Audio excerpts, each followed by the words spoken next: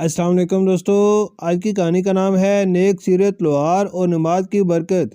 عبداللہ طاہر جب خراساں کے گورنر تھے اور نیشا پور ان کا دارالحکومت تھا، ایک لوہار شہر ہرات سے نیشا پور آیا اور چند دن تجارت کے بعد اپنے اہل و عیال سے ملاقات کے لیے وطن لوٹنے کا ارادہ کیا۔ رات کے پچھلے پہر جب وہ سفر کر رہا تھا، اتفاق سے عبداللہ طاہر کے سپاہیوں نے چند چور گرفتار کیے، مگر ایک چور فرار ہو گیا۔ ڈر کے مارے سپاہیوں نے لوہار کو بھی گرفتار کر لیا اور امیر کے سامنے پیش کر دیا۔ امیر نے بغیر تحقیق سب کو قید کرنے کا حکم دے دیا۔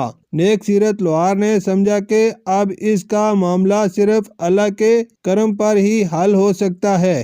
اس نے وضو کیا اور قید میں ایک گوشہ میں نماز پڑھنا شروع کی۔ ہر 2 رکعت کے بعد سجدے میں دل سوز دعا کرتے ہوئے کہتے، اے میرے مالک، تو جانتا ہے کہ میں بے قصور ہوں۔ رات کو عبداللہ طاہر نے خواب دیکھا کہ 4 طاقتور نوجوان ان کے تخت کے 4 پایوں کو پکڑ کر الٹنے کی کوشش کر رہے ہیں۔ یہ خواب 4 بار دہرایا، جس سے امیر کو یقین ہو گیا کہ کسی مظلوم کی دعائیں اثر رکھتی ہیں۔ امیر نے جیلر کو بلا کر پوچھا کہ کیا کوئی مظلوم قید ہے؟